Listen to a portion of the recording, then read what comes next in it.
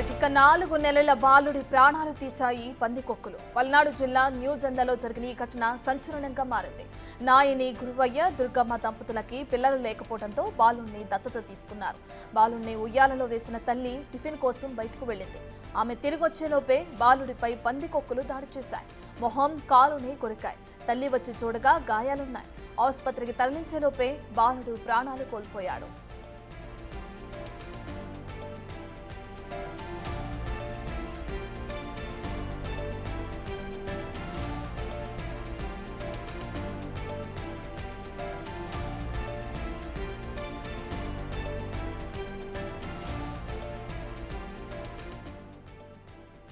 ఇక పల్నాడు జిల్లా న్యూజెండ్లలో జరిగిన ఘటన మనం చూస్తున్నాం. 4 నెలల బాలుడిని పందికొక్కులు కరిచి చంపేసినట్లు కూడా మనకు తెలుస్తుంది.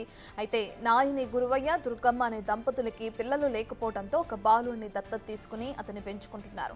ఇక ఉదయం టిఫిన్ కోసం ఆ తల్లి బయటకు వెళ్తూ బాలుడిని ఉయ్యాల్లో వేసి వెళ్ళింది. ఇక ఆమె తిరిగొచ్చేలోపే బాలుడిపై పందికొక్కులు దాడి చేసి ఆ బాలుడి మొహాన్ని, కాలుని కొరికేశాయి. ఇక తల్లి వచ్చి చూసేసరికల్లా బాలుడికి గాయాలుండడం కూడా గమనించి వెంటనే ఆసుపత్రికి తీసుకెళ్తున్న క్రమంలో బాలుడు అప్పటికే మార్గం మధ్యలోనే ప్రాణాలు కోల్పోయినట్లు కూడా తెలుస్తుంది. ఇక పందికొక్కుల దాడిలో తీవ్రంగా గాయపడిన బాలుడు ఆ మార్గం మధ్యలోనే మృతి చెందినట్లు కూడా వైద్యులు నిర్ధారించారు.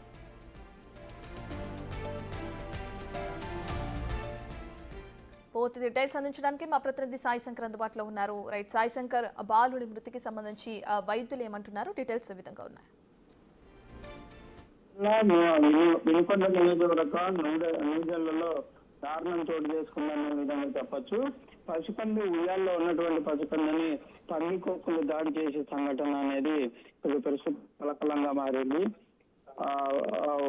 ఇంట్లో తల్లి పని కోసం బయటకు వెళ్ళగా చిన్నారిని అక్కడ ఉన్నటువంటి వాళ్ళ ఇంట్లో ఉయ్యాలలో పెట్టడం జరిగింది.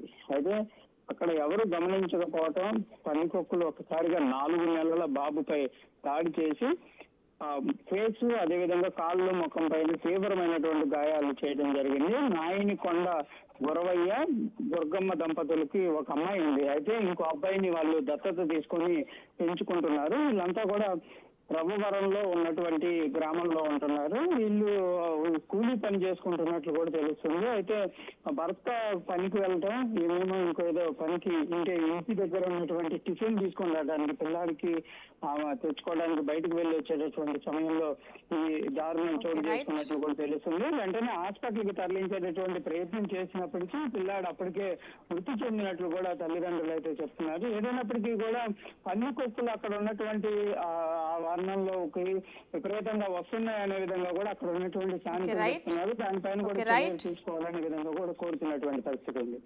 Right, thank you Sai.